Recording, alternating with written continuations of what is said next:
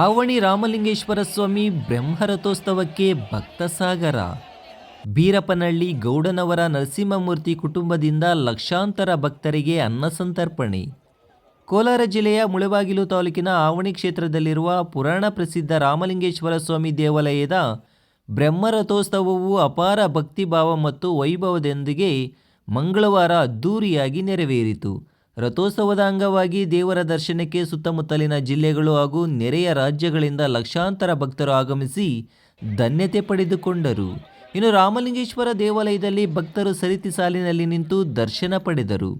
ಜಾತ್ರೆ ಹಾಗೂ ರಥೋತ್ಸವಕ್ಕೆ ಆಗಮಿಸಿದ ಭಕ್ತಾದಿಗಳಿಗೆ ಸುವ್ಯವಸ್ಥಿತ ಅನ್ನ ಸಂತರ್ಪಣೆ ವ್ಯವಸ್ಥೆ ವಿಶೇಷ ಗಮನ ಸೆಳೆಯಿತು. ಇನ್ನು ಮೀನಾಕ್ಷಿ ಫೌಂಡೇಶನ್ನ ಅಧ್ಯಕ್ಷ ಶಿಡ್ಲಘಟ್ಟದ ಬೀರಪ್ಪನಹಳ್ಳಿ ಗೌಡನವರ ನರಸಿಂಹಮೂರ್ತಿ ಅವರು ತಮ್ಮ ಕುಟುಂಬದೊಂದಿಗೆ ದೇವರಿಗೆ ವಿಶೇಷ ಪೂಜೆ ಸಲ್ಲಿಸಿ ರಥೋತ್ಸವದಲ್ಲಿ ಭಾಗವಹಿಸಿ ಪುನೀತರಾದರು.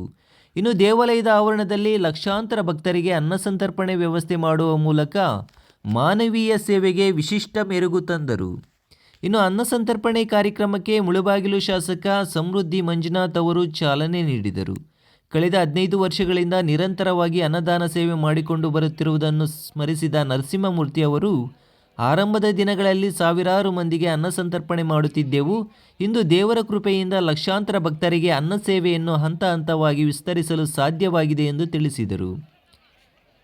ಇನ್ನು ಈ ಪವಿತ್ರ ಕ್ಷೇತ್ರದಲ್ಲಿ ಅನ್ನ ಸಂತರ್ಪಣೆ ಮಾಡುವುದರಿಂದ ಮನಸ್ಸಿಗೆ ನೆಮ್ಮದಿ ಹಾಗೂ ಶಾಂತಿ ದೊರೆಯುತ್ತದೆ. ಅನ್ನದಾನ ಮಾಡುವುದರಲ್ಲಿ ಇರುವ ತೃಪ್ತಿ ಬೇರೆ ಯಾವುದರಲ್ಲಿ ಸಿಗುವುದಿಲ್ಲ ಎಂದು ತಮ್ಮ ಭಾವನೆಗಳನ್ನು ಹಂಚಿಕೊಂಡರು. ಮುಂದಿನ ದಿನಗಳಲ್ಲಿ ಶಿಕ್ಷಣ ಸೇರಿದಂತೆ ಆರೋಗ್ಯ ಇನ್ನಿತರ ಸಾಮಾಜಿಕ ಕ್ಷೇತ್ರದಲ್ಲಿಯೂ ಸೇವೆ ಮುಂದುವರಿಸುವ ಉದ್ದೇಶವಿದೆ ಎಂದರು. ರಥೋತ್ಸವದ ವೇಳೆ ಇನ್ನೊಂದು ವಿಶೇಷ ಘಟನೆಗೂ ಸಾಕ್ಷಿಯಾಯಿತು. ನರಸಿಂಹಮೂರ್ತಿ ಅಭಿಮಾನಿಗಳು ತಮ್ಮ ಅಭಿಮಾನ ಹಾಗೂ ಆಶಯಗಳನ್ನು ವಿಭಿನ್ನವಾಗಿ ವ್ಯಕ್ತಪಡಿಸಿದರು. ಅವರು ಬಾಳೆಹಣ್ಣಿನ ಮೇಲೆ ಮುಂದಿನ ಶಿಡ್ಲಘಟ್ಟ ವಿಧಾನಸಭಾ ಕ್ಷೇತ್ರದ ಶಾಸಕ ಬೀರಪ್ಪನಹಳ್ಳಿ ಗೌಡನವರ ನರಸಿಂಹಮೂರ್ತಿ ಎಂದು ಬರೆದು ಅದನ್ನು ಭಕ್ತಿಭಾವದಿಂದ ರಥದ ಕಳಶಕ್ಕೆ ಎಸೆದಿದ್ದರು. ಈ ದೃಶ್ಯವನ್ನು ಕಂಡ ಭಕ್ತರು ಹಾಗೂ ಸಾರ್ವಜನಿಕರು ಕುತೂಹಲದಿಂದ ಗಮನಿಸಿ ಅಭಿಮಾನಿಗಳ ಈ ಅನನ್ಯ ಅಭಿವ್ಯಕ್ತಿಗೆ ಮೆಚ್ಚುಗೆ ವ್ಯಕ್ತಪಡಿಸಿದರು.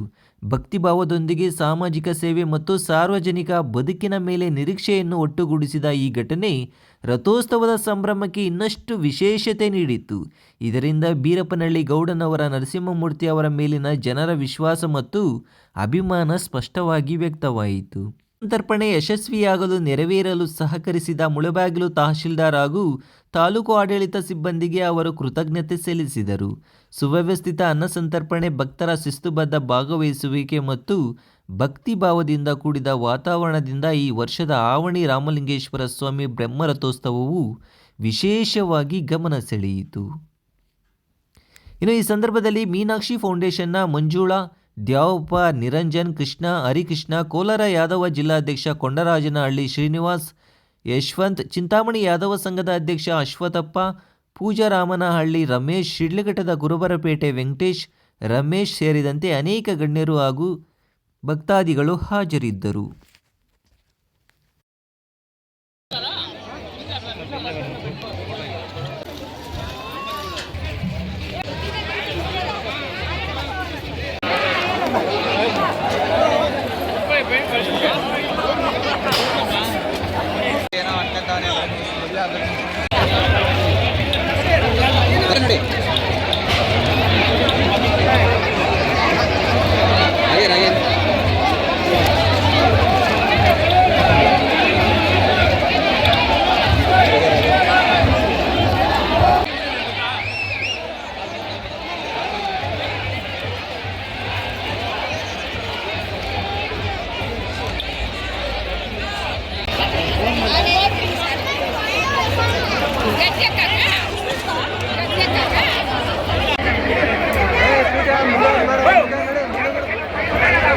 ಎಲ್ಲರಾ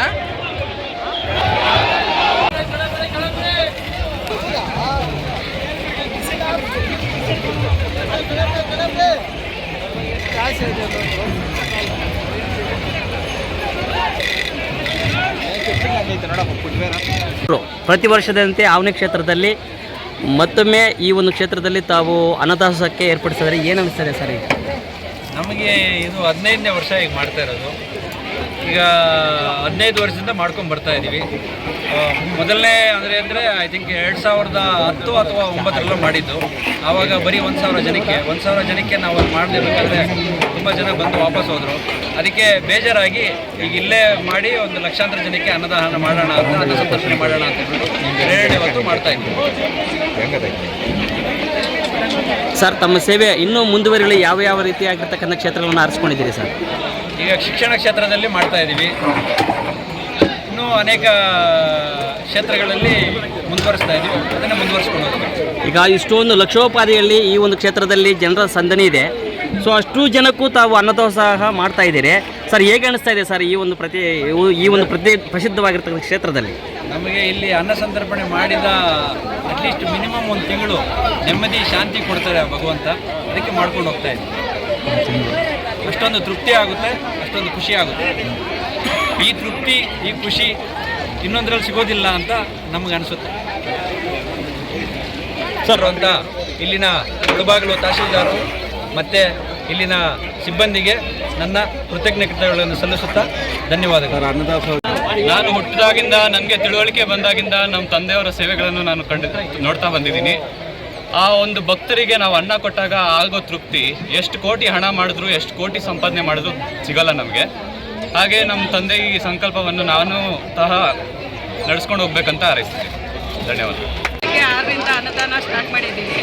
ಎಲ್ಲರಿಗೂ ಊಟ ಮತ್ತು ನೀರು ಸಿಗಬೇಕು ಅಂತ ಶುರು ಮಾಡಿದ್ದೀವಿ. ಆಲ್ರೆಡಿ ನೆನ್ನೆ ಸಾಯಂಕಾಲದಿಂದ ಸ್ಟಾರ್ಟ್ ಮಾಡಿದ್ವಿ. ರಾತ್ರಿ ಮತ್ತು ಬೆಳಗ್ಗೆ 6 ಗಂಟೆಯಿಂದ ಸ್ಟಾರ್ಟ್ ಮಾಡಿ ಕೊಡ್ತಾ ಇದ್ದೀವಿ. ಈ ಯಾವನೇ ದೇವಾಲಯದ ಪ್ರತೀತಿ ಏನು ನಮಗೆ ಪ್ರತೀತಿ ಅಂತ ಏನೂ ಇಲ್ಲ. ನಾವು ಬಂದಾಗ ನೋಡಿದ್ವಿ ಇಲ್ಲಿ ತುಂಬ ನೆಸೆಸಿಟಿ ಇದೆ ಊಟಕ್ಕೆ ಅಂತ. ಆವಾಗಿಂದ ನಮ್ಮ ಮನಸ್ಸಿಗೆ ಬಂದು ಮಾಡಬೇಕು, ಹಸ್ಕೊಂಡು ಹೋಗ್ಬಾರ್ದು ಬಿಸಿಲಲ್ಲಿ ಜನ ಅಂತ. ಆವಾಗಿಂದ ಮಾಡಿದ್ವಿ. ಆವಾಗ ಸ್ವಲ್ಪ ಕಡಿಮೆ ಜನಕ್ಕೆ ಮಾಡ್ತಾಯಿದ್ವಿ. ಬಂದು ವಾಪಸ್ ಹೋದ್ಮೇಲೆ ಬೇಜಾರಾಯಿತು, ಅಯ್ಯೋ ಸ್ವಲ್ಪ ಜನ ತಿಂಗಳು ಮತ್ತೆ ಶಾರ್ಟೇಜ್ ಆಯಿತು ಅಂತ. ಅದೇ ರೀತಿ ನಾವು ಇಲ್ಲೇ ಮಾಡೋಣ, ಎಷ್ಟು ಜನ ಆದರೂ ಸಾಕು, ಮಾಡ್ತಾ ಇರೋಣ ನಿರಂತರವಾಗಿ ಅಂತಂದು ಬೆಳಗ್ಗೆಯಿಂದ ರಾತ್ರಿವರೆಗೂ ನಿರಂತರವಾಗಿ ನಡೀತಾ ಇರುತ್ತೆ. ಆಹಾರ ಎಷ್ಟು ಮುಖ್ಯನೋ ಆರೋಗ್ಯನೂ ಅಷ್ಟೇ ಮುಖ್ಯ ಇದೆ. ಶಿಕ್ಷಣ ಕ್ಷೇತ್ರಕ್ಕೆ ಆಲ್ರೆಡಿ ಮಾಡ್ತಾ ಇದ್ದೀವಿ. ಇವಾಗ ಶಿಕ್ಷಣ ಕ್ಷೇತ್ರನ ಆರಿಸ್ಕೊಂಡಿದ್ದೀವಿ. ಇವಾಗ ಮುಂದೆ ಹಂಗೆ ಆರೋಗ್ಯ ಕ್ಷೇತ್ರನೂ ಆರಿಸ್ಕೊಳ್ತೀವಿ. ನಿಮ್ಮ ರಿಲೇಷನ್ ಇದ್ದಾರಾ ಅಂತ ಹೇಳ್ಬಿಟ್ಟು ಇಲ್ಲಿ ಯಾರು ನಮ್ಮ ರಿಲೇಷನ್ ಇಲ್ಲ. ಅಲ್ಲ, ಒಂದೊಂದು ಹಂತವಾಗಿ ಏನೇನು ಮಿಸ್ಟೇಕ್ಸ್ ಇದೆ ಅದನ್ನ ಕರೆಕ್ಟ್ ಮಾಡಿಕೊಂಡು ಅಭಿವೃದ್ಧಿ ಮಾಡಿಕೊಂಡು ಹೋಗ್ತಾ ಇದ್ದೀವಿ. ಇನ್ನೂ ಹೆಚ್ಚು ಜನಕ್ಕೆ ಮಾಡಬೇಕು, ಅವ್ರಿಗೂ ಅನುಕೂಲ ಆಗಬೇಕು ಅಂತ ನಮ್ಮ ಬಯಕೆ ಇದೆ. ದೇವ್ರ ಶಕ್ತಿ ಎಷ್ಟು ಕೊಟ್ಟರೆ ಅಷ್ಟು ಮಾಡ್ತೀವಿ. ಮಾಡ್ಕೊಂಡ್ವಿ, ದೇವ್ರ ಬುದ್ಧಿ ಕೊಟ್ಟಿದ್ದಾರೆ, ಮಾಡ್ಕೊಂಡು ಹೋಗ್ತಾ ಇದ್ದೀವಿ. ಇನ್ನೂ ಹೆಚ್ಚು ಮಾಡಬೇಕು ಅಂದ್ಕೊಂಡಿದ್ದೀವಿ. ಶಕ್ತಿ ಕೊಟ್ಟವ್ರೆ ಮೇನಾಗಿ ಮಾಡ್ತಾ ಇದ್ವಿ. ದೇವ್ರು ಇನ್ನೂ ಶಕ್ತಿ ಕೊಟ್ಟರೆ ಇನ್ನೂ ಅಷ್ಟೊಂದು ಕಡೆ ಮಾಡೋಣ ಅಂತ ಇದ್ದೀವಿ.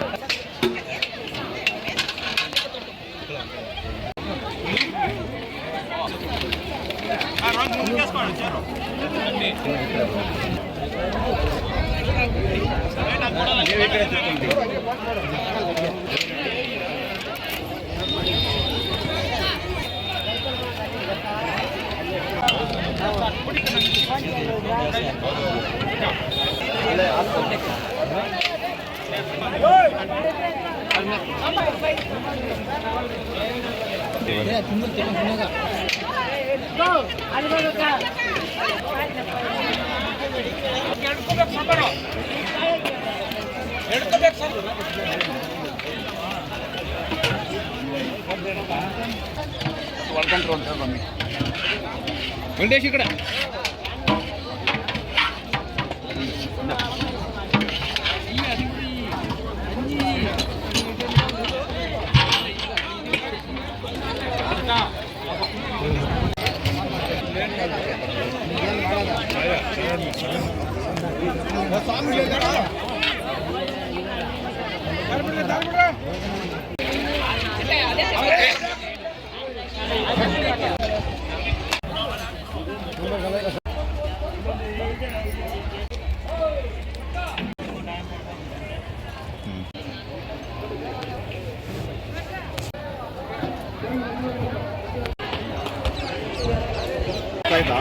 ಕಡೆ ಬಂದಾಗ ದೂರ ದೂರ ಹೆಸರು ಇರ್ತದೆ.